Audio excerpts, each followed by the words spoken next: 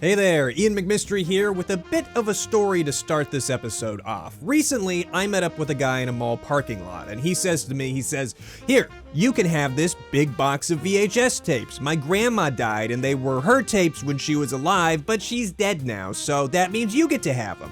And I was like, yes, go grandma. Rest in peace and all that stuff, but also awesome, I get some free shit. So now I have all these tapes labeled things like Walt Disney's Bigfoot, Movie Dad with Alzheimer's, Mr. Booger D meets Charlie Brown, Alcohol and Drug Abuse at the Icecapades, and whatever this one says, I can't really make this one out. But what's actually on them? What secrets are these plastic cases hiding? Well, it's a mystery, one that I'm gonna start solving on this episode of Mystery Tapes.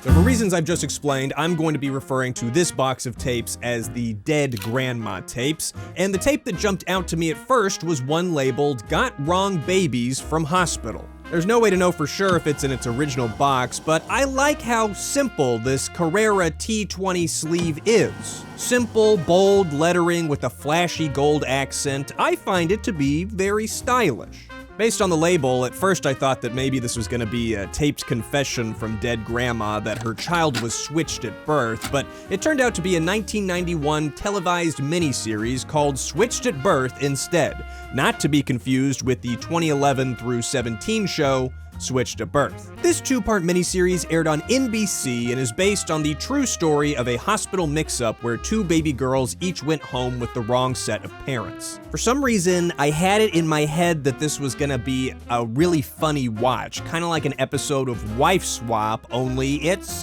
Baby Swap. But it turns out that the show and the real story are both horribly depressing, and I can't imagine why anyone would want to watch this outside of making a YouTube video, so I'm gonna go over it, but briefly. The best part of the show is probably at the very beginning, where one of the mothers immediately realizes that the baby she's received isn't hers. Her complexion is... Look, it's so much darker than she was. Honey, now that's a dark complexion. She's just outright totally ignored. No matter how many times she's like, excuse me, this is the wrong baby, I think I would know. She's just, constantly poo-pooed. Are you sure she really... Now don't go being a nervous mother. Not only at the hospital, but at home as well. She's desperately trying to get her husband to believe that they brought home the wrong kid, only to be blamed for being like a crazy bitch. She looked different. Don't you make this any harder on us than it already is, do you hear me? As I'm sitting here describing it, I guess it doesn't sound very funny, but I was laughing.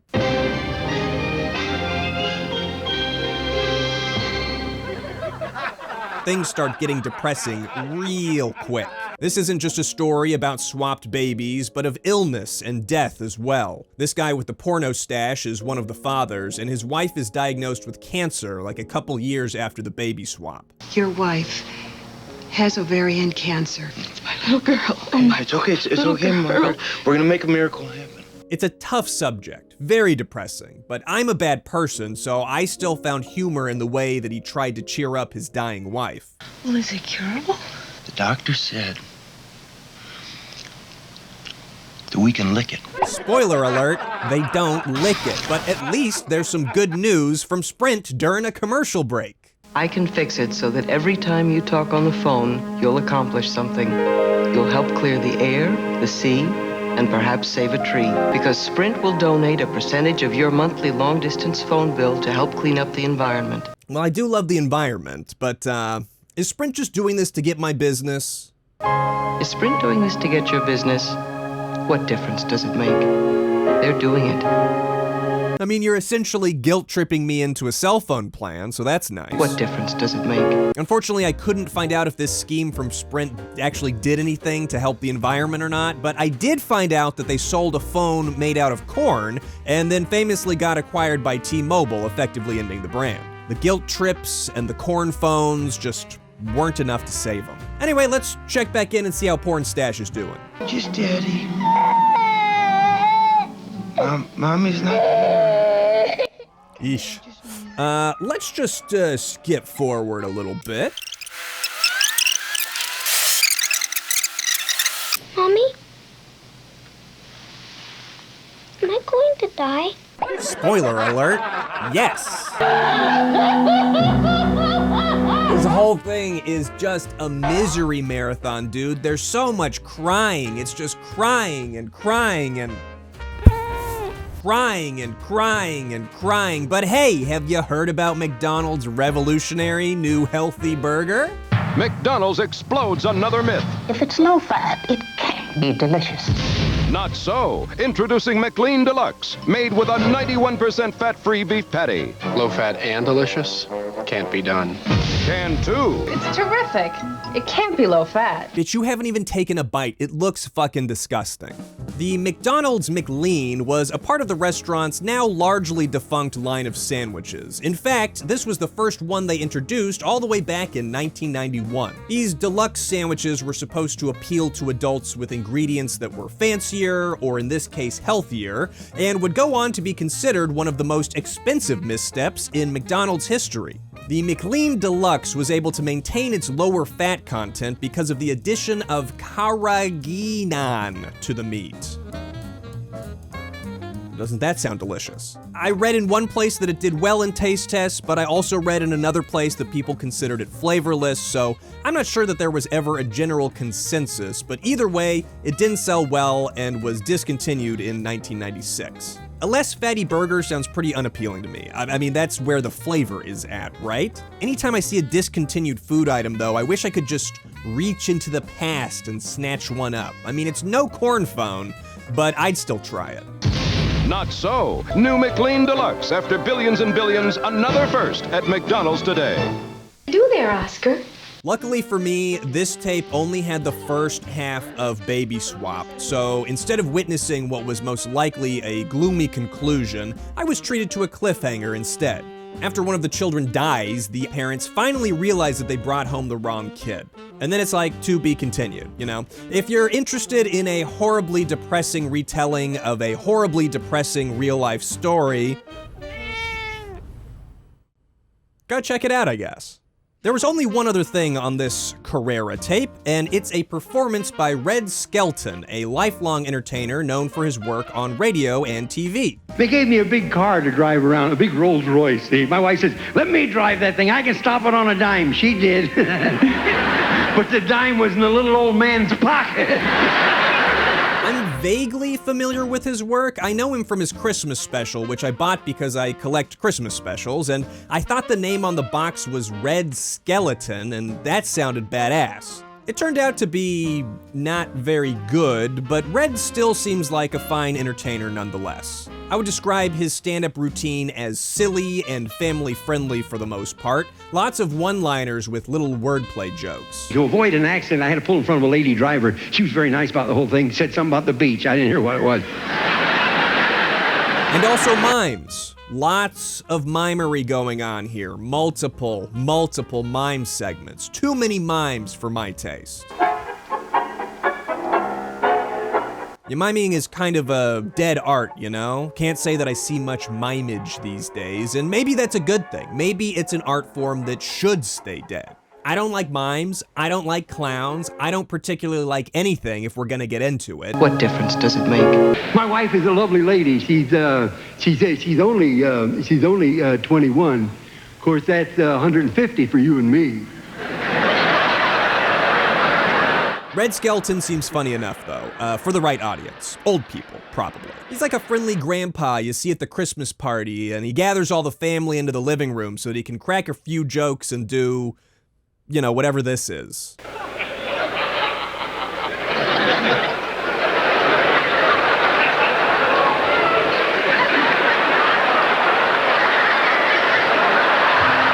This tape fittingly comes to a close in the middle of one of Red's mime performances.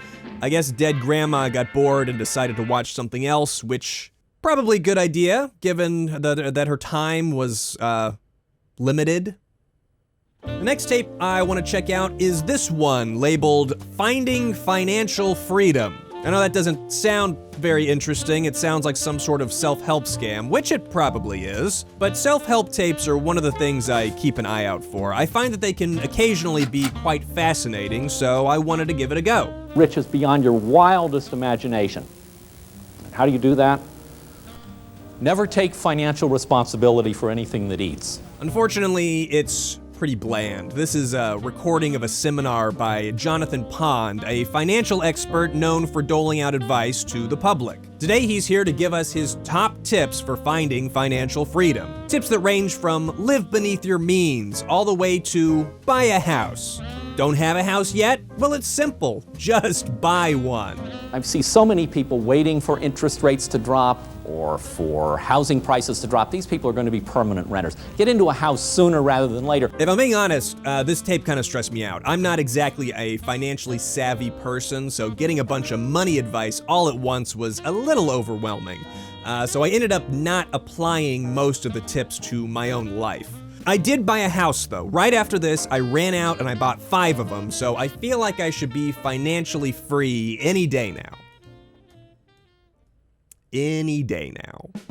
For me, the most interesting part of this program was the fact that it aired on KCTS-9, a public broadcast station. Finding Financial Freedom aired at the same time that KCTS was doing a pledge drive, so the entire tape keeps flip-flopping between Jonathan saying, "Save your money, make smart decisions," and the KCTS host going, "Give me your money, gimme! I'll give you a Jonathan Pond Smart Planner if you give me money every month." Get the Smart Planner. Get the Smart Planner. Do yourself a favor and get the Smart Planner. Listen to me. Ultimately though, this tape was kind of a bust. Seeing the pledge drive was fun, but the program itself was entirely bland, and it makes me regret saying that the art of mimery should stay dead. Finding Financial Freedom would be 50 times as fun if it had even just a single mime in the background getting up to shenanigans. But as it is, in its current state, I can't say that I'll be going back for a rewatch on this one. Instead, let's focus our attention on what turned out to be the absolute best of these 3 tapes, one with the label Bob Barker 25th Anniversary Special. It arrived to me in this classic Fuji case with gradient blocks on the front, and oh, did you know that Fuji are the official videotapes of the National Football League? I wonder if that's still the case. I'm waiting to make my entrance for the Price is Right 25th Anniversary Special. Stick around. Unsurprisingly, this tape opens with an episode of The Price is Right, hosted by the legendary Bob Barker. This is one of my favorite game shows, and Bob is an awesome host. He's got that perfect blend of friendly, yet witty, and occasionally insulting humor that I find very inviting to watch, and here he is in August 23, 1996 to celebrate the 25th anniversary of the show. Welcome to The Price is Right 25th Anniversary Special. The special itself consists of normal Price is Right gameplay, in which contestants try to guess the various prices of products so that they can go on stage to guess the price of various products in hopes that they can make it to the final round where they will guess the price of various products. But since it's an anniversary special, it also features a number of clips segments where Bob Barker takes us back in time to witness the show's best moments over the years. Did you see all that dark hair? Did you see there was not a wrinkle on that face? Do you realize I have grown old in your service? Like, remember when there was an on-set proposal? Remember when some lady put her yabos on full display? Remember when a young Vanna White appeared on the show before she got famous? Or how about remember all those times Bob was manhandled by various Samoans? Now, Samoans are lovely people, but for some reason the women can't resist picking me up. Remember? Do you remember? Do you remember? Remember? Remember? Remember? Remember? Remember? You remember? Do you remember? Remember? Do you remember? Bob also provides a bit of a behind-the-scenes look at how The Price is Right is made. He explains how they select the contestants out of the audience. Apparently, they interview everyone before the show taping and pre-select the names that will be called for that show. I always imagine it as like a big bingo wheel that they draw names out of, but I guess this makes a little bit more sense. I wish the special had more stuff like this, honestly. I'd have loved some more behind-the-scenes information. But as much as I love The Price is Right, I found this episode to be pretty subpar. Clip shows have to be some of the laziest forms of television episodes, and this one feels no different. They do play a round of the actual game show, but it's a highly abbreviated game to make room for all the clips. And that drastically reduces the amount of time that I get to do my favorite part of watching The Price is Right, which is looking at all the stuff. I love old stuff. Looking at it, collecting it, smelling it, caressing it, smelling it, smelling it. The stuff is a really big part of the show for me. It's the biggest draw of the whole thing. Instead of an abbreviated show with clips, I'd have much preferred a longer format show with higher stakes and even more stuff to look at. But thankfully, this tape heard my cries, and it delivered upon me a bountiful harvest of stuff ripe for the lookage. The best products, the best customer service, the best shopping. Nobody does it better than QVC. Did you know that QVC stands for quality, value, convenience? I used to watch QVC all the time and I had no idea.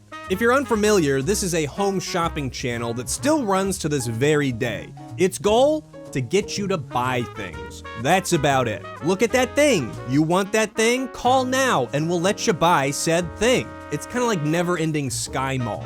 I love finding Home Shopping Network footage on mystery tapes. I mean, talk about a window into the past. It's essentially just a series of extended commercials and product demonstrations, making it a gold mine of products from the past as well as awkward interactions from the host. So sit back, get comfy, because I'm going to be taking you through the best of not one, but two QVC broadcasts.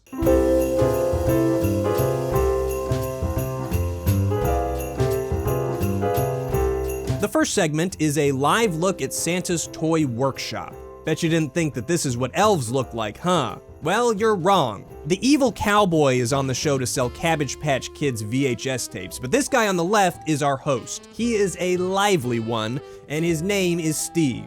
This world debut, I'm telling you, you are in on the ground floor of what is going to be one of the hottest things in the world of animation.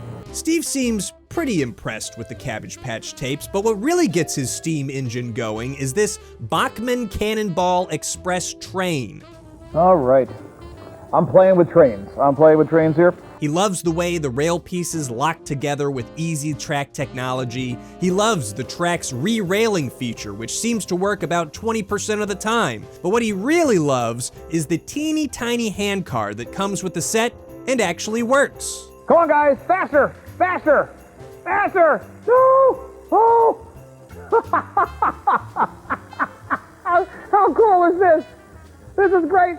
We're having small accidents here. Imagine the biceps they're building as we're talking about this, okay? In fact, Steve seems to like anything with wheels. He was extremely enthusiastic about this Tommy Big Loader. Hey, can I see your union card there? Wait a second, this is a union construction site here. Wait a minute. I have a feeling he brought this one home after the show. You know, I'd kind of like to have one of these. I mean, this would be something for an executive to put on his desk and then he could pretend he was doing something. Despite what Steve tells you, this isn't a toy designed for executives. It's a toy designed for itty-bitty babies with dumb little brains. So stupid, they can't even stop themselves from getting swapped at a hospital. I mean, the thing's advertised with a singing puppet. Big loader works all day long, so I'll sing this big song. The toy essentially plays itself. You just watch the different trucks drive around and complete their operations. It is actually pretty cool. Some pretty ingenious toy design going on in here. Anyway, later on in the broadcast, Steve brings this toy up again and pretends that the workers are catcalling the ladies. Actually, there's a deluxe version where they whistle at the girls coming by, but that we didn't. Anyway, we got to check out the regular one there. $19.97. So we know Steve likes wheeled vehicles, and we know he loves the ladies, but that got me thinking about what Steve doesn't like. Turns out it's teddy bears. It's one of those teddy bears, and when you touch it, various places, it says various things. Okay.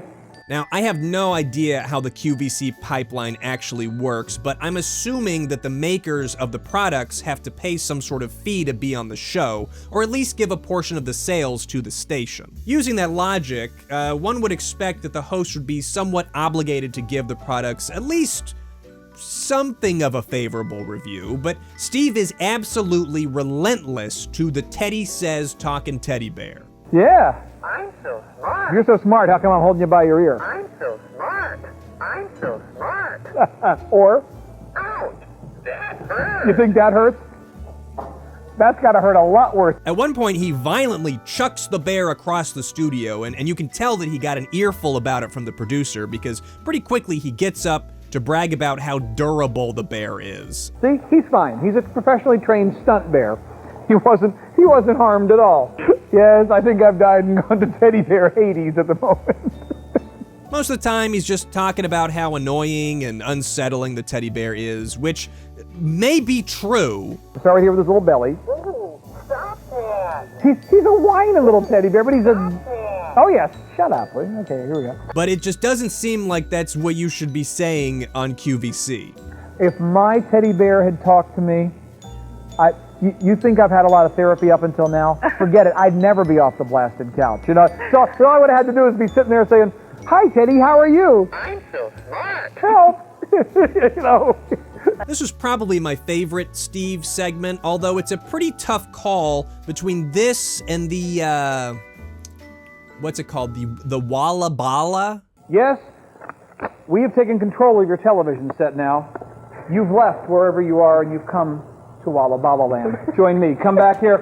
This is the world television premiere of some of the most fun you can have moving your hips with your clothes on. Steve, there are children literally right in front of you. Could we not? The Walla Balla is sort of like a cup and ball game, only if the cup was located where your balls are. You twist and gyrate and hump, for lack of a better term, as you try and swing the ball up into one of the 3 differently scored cups. Is the Walla Balla inherently sexual? Well, that's up for you to decide. But is the Walla Balla sexual when a certain type of music is applied?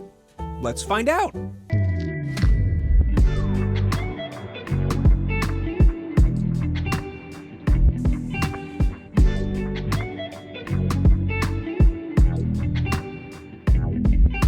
Steve's just having a gay old time, constantly screaming and interrupting the Walla Balla spokes representative that's trying to hype up the product. The inventor of this game came up with this exactly for that, to be an icebreaker at a Christmas party. He wanted something that small kids could play. Very impressive. Very impressive. Very impressive. I did 100. I did it. It might not be the most professional product demonstration out there, but if it were my product on QVC, I would much prefer how he's treating this than how he treated the poor teddy bear. Whoa! You're getting good. Another 50. You're getting good. Another 50. That's it. One thing I gotta bring up here is that QVC regularly has viewers call in to talk to the host during these product demonstrations, and the contrast of the energy between caller and host is often quite striking. Hi, how are you? I'm doing fine, having fun. How about you?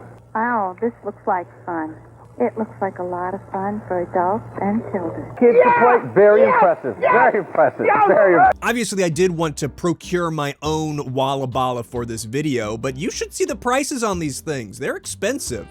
Okay, so I consider those the highlights of this holiday QVC segment, but I'll quickly run through the other things that were being sold so you can look at them. There was a one-man jam electronic guitar. This one looks sick, and I wish there had been a demo of it on this tape, but there was not. There were some Schoolhouse Rock VHS tapes, and they even had one of the composers on the broadcast. Lolly, lolly, lolly, get your adverbs in. Lolly, lolly, lolly, got some adverbs in.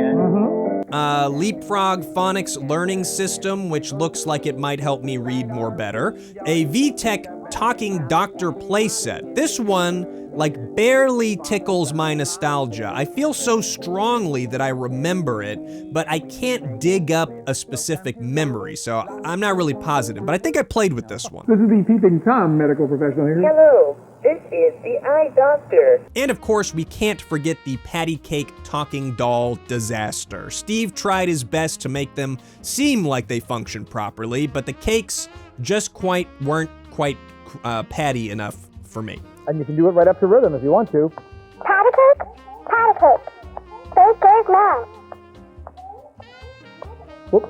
Hold on a sec. Something that really intrigued me while watching this broadcast is that QVC seems to have various game shows or lotteries for QVC members to participate in. I have no idea if they're still doing this kind of thing today, but as a gambling man and a game show enthusiast, I gotta say it's pretty neat. In the next QVC segment on this tape, they actually play a round of Tic-Tac-Q, which is a game in which callers try to answer a question from one of 9 categories.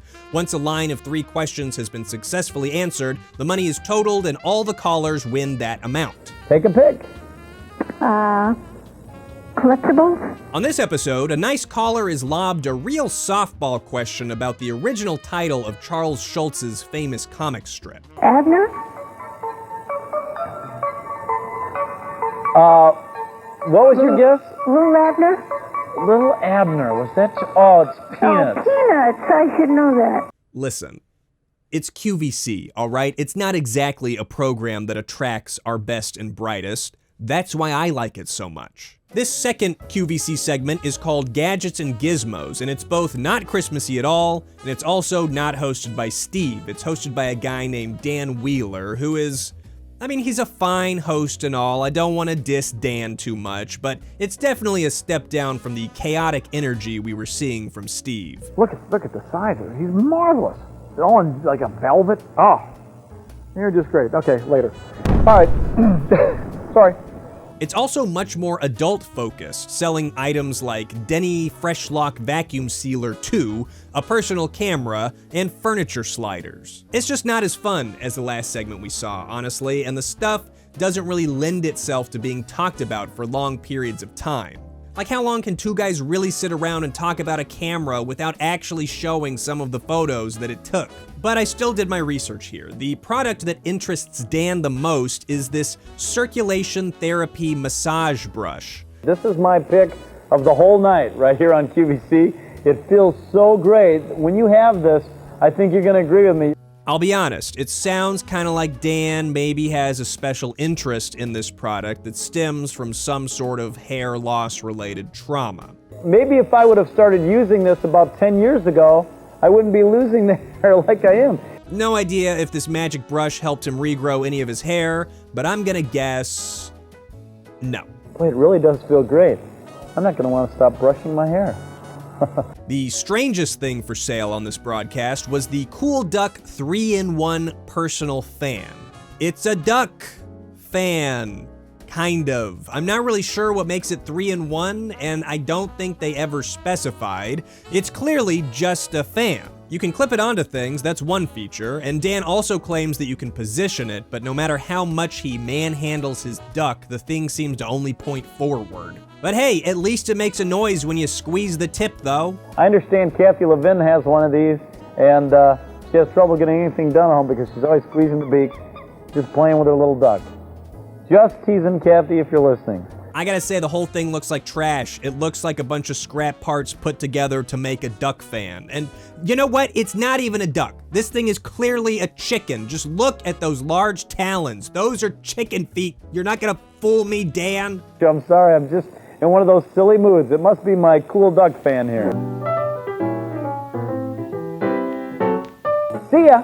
Bye. That's about it for the meat of this tape, but let's talk about the odds and ends before we wrap up. In between the QVC segments, there were a couple of episodes of Siskel and Ebert, an infamous movie review show that I've heard plenty about but never actually watched. It was kind of cool to see them bicker about movies of the era, but I can't say that I'd tune into it regularly. Eddie Murphy is back. He is, and it is a spectacularly funny picture. Yes, it is. The only thing I really noted about these episodes is that they both preferred a Very Brady sequel over the original film, which I found surprising, and Siskel sure had some opinions about the movie Striptease. Her character is deadly boring. Let's face it, as constructed, the only reason to look at this picture is to see her body. All in all, though, it was alright, but I think I'm gonna stick with On Cinema at the Cinema. The last thing on this extremely long 6-hour tape is a segment of the 1996 MTV Movie Awards, and their set is awesome. I love the casino theme, I love the martini mic stand, and I love seeing Whoopsie Goldberg come out of the slot machine. It's great. So, here are the nominees for Best Movie, of which none of mine were nominated, but that's okay. It was wild to see the parade of familiar celebrities, because they all look so young. It's a little freaky. Really makes you think that one day we'll all be dead grandmas, eventually. Except for Adam Sandler. He might live forever. He just looks like Adam Sandler. Anyway, the big prize of the night, Best Movie, is awarded to David Fincher for Seven, which is a pretty great movie. It's a good choice. When this movie first came out, a lot of people said, it's just an MTV movie. It's only an MTV movie, and tonight I just want to say, what's the problem with that? Thank you. Oh, sorry. That was actually the second biggest prize of the night. The first one... I'm here tonight to present the award for Best Sandwich in a Motion Picture. This is quite an honor. The award for Best Movie Sandwich was well contested and hard fought. I'm a little nervous because I had sex with the Turkey Club when it auditioned for the Larry Sanders Show. But ultimately, it was awarded to ham and cheese on sliced bread from the movie Smoke. As an actress in Hollywood, I can most certainly empathize with what it is to be a sandwich. I've never watched Smoke, but maybe I'll check it out just to see that sandwich. As we begin to close out this episode of Mystery Tapes, I have saved my personal favorite segment for the end, which is a roundup of all of my favorite commercials from these tapes. From brands you know to brands you don't, let's see what kind of interesting things I was being advertised while watching these bad boys, huh? Let's talk about the food, shall we? I already talked about McDonald's McLean Deluxe while covering the first tape, but I found even more commercials for the doomed deluxe menu on the second two tapes. Specifically, they were for the Arch Deluxe, advertised as the burger with the grown-up taste and advertised by McDonald's executive chef Andrew Salvaggio. My brother wanted to be a cowboy, but me? Andrew Salvaggio, McDonald's executive chef, food enthusiast, and the man who actually created the Arch Deluxe. The best ingredients are just the start of a great burger. Crisp leaves of iceberg lettuce, the stone ground mustard sauce, the soft comforting potato roll, all layered together in one symphony of I made it for you. They seem to be really focused on the lettuce, like weirdly focused on the lettuce, and they also put out an anti-littering PSA that doubled as an Arch Deluxe commercial. Thank you for making McDonald's Arch Deluxe the country's favorite new burger, but please, keep America beautiful. But that's not all. I also found a commercial advertising not only the McDonald's Monopoly game, but also supersizing, two promotions that would face significant hardships in the future, much like the Arch Deluxe. Honestly, it's a weird little time capsule for McDonald's. They were advertising a lot of new things, and none of them would really work out too well. Burger King was also running ads, although they felt no need to brag about the fact that their burgers have lettuce. And KFC also had some skin in the game. They were advertising a mix and match bucket where you can combine fried and grilled chicken. Moving to things a little more obscure, I also saw an ad for Black Angus Steakhouse, which is a restaurant I've never heard of before. Steak topped with garlic, barbecued ribs, and your own Wild West onion, just $10.99. There are only 30 remaining locations today, but at its peak there were over 120 across the country. The commercial is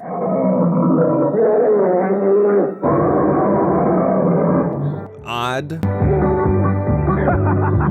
There were also tempting advertisements featuring Haagen-Dazs sorbets, Ritz crackers, and a couple of 3D ads for Chips Ahoy. I kind of miss the old Chips Ahoy commercials, I can't lie. Really makes me want a cookie. Speaking of cookies, Oreo was trying to get into the health food space by launching a granola bar, which they wisely describe as wholesome instead of healthy. Oreo granola bars, a whole lot of wholesome fun! It seems like there was a health food craze at the time. Not only are people like Oreo and McDonald's trying to appear more healthy, but we've got low-fat popcorn from Orville Redenbacher in a strangely sensual commercial. 94% fat-free. Hello, Marco. Marco. 100% carefree. Smart Pop from Orville Redenbacher. And also, Frosted Mini Weeks are bragging about their health benefits as well. In what has to be a sign of the times, there were also a number of different meal replacement drinks and shakes going around, each looking horrific in their own unique way. Each low-fat shake has the protein of a chicken salad sandwich and more calcium than this yogurt, plus the very best chocolate taste. Nestle Sweet Success. for lunch. I got a bone to pick with this Albertsons commercial, specifically the section that advertises their cake decorating services. Searching for the perfect words? Is it honey bunch, sweetie pie, pumpkin, snicker poo, love puppy? Love puppy? Is that appropriate? And what the fuck is a snicker poo? Not like when you toss a Snickers bar into a pool to make it look like someone dropped a deuce in there? Snicker poo? The strangest commercial on any of these tapes, though, has to be this Pepsi spot, which we're gonna watch now without commentary.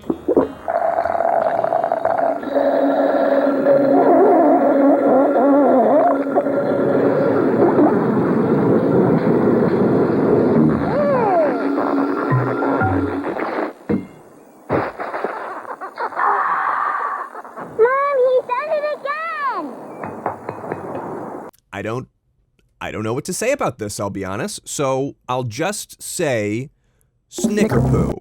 Keystone Beer had an eye-catching commercial with a few pretty solid effects. I really like how this guy falls into the liquid desk here. You were in warm water, Caribbean, and swimming toward you was a beautiful fish. That's not too shabby. And I gotta show off this Mr. Coffee tea brewer for no other reason than that this is what we used to brew tea back at home when I was growing up. This thing was cool. As cool as an automatic tea brewer could be, I suppose. Outside of the world of food, I noticed another trend. Denim was huge at the time. I saw a lot of commercials advertising all sorts of different denim clothables. I did not like this Colgate commercial. I'm not sure that smiling Mount Rushmore is gonna get me to put your paste in my mouth. It's not doing it for me. These, though, I used to love breath savers. In fact, I still do. I don't think they actually make your breath smell any better, but it's still my go-to mint. Hi, I'm Ray Romano. Everybody's been asking me if I'm excited to have my own show on CBS. Some guy named Ray Romano is trying to sell me on his new sitcom, but I don't know, this guy doesn't seem that great. Bet it doesn't even last 2 seasons. How about this ad for a credit card that has your photo on it? The idea is that nobody could get away with using your card if they don't have your face, and at first I was like, yeah, that's awesome, why doesn't my card have my face on it? And then I realized that I never hand my credit card to anyone. Even when I'm out and about, I just put it in the little machine, so it would be of no use. But it's a pretty cool idea and a nice segue into a couple commercials about technology that really gave me pause.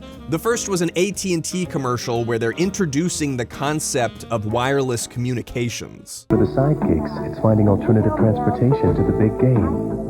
For Joan Piper, it's sending email from her laptop to an associate's messaging device hundreds of miles away. The second was a commercial covering DirecTV's parental controls. Forget cable. I told you. It's only on DirecTV. Technology stinks. And it really makes you realize how quickly things changed. Technology, the world, it's all different. But let's end this on an optimistic note. My favorite commercial from the whole lot comes from a local video rental store. The end of the commercial was taped over, but what was preserved on the tape is still very nice and very quaint. Video Update is your home for the best deal in video rental. Every Tuesday at Video Update, rent thousands of your favorite catalog movies at an unbelievable 2 for 99 cents. New releases and video games only 99 cents every Tuesday.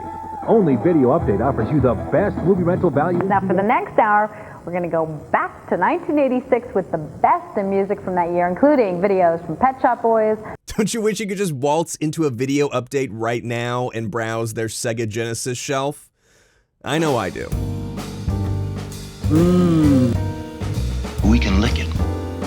What difference does it make? That's all I've got for you today, folks. If you enjoyed this episode of Mystery Tapes, please consider leaving me a comment to let me know, or sharing the video with a VHS-minded friend. You can also check out the Mystery Tapes archive channel, where I upload media that I come across and can't find elsewhere. Also, in non-VHS related news, I'm streaming 3 times a week over on Twitch, largely retro or indie games. And you can also catch the live streams over on my second channel, as well as watch old ones there. So if that's something you're interested in, go check it out. Thanks again for watching, and I'll see you in the next one.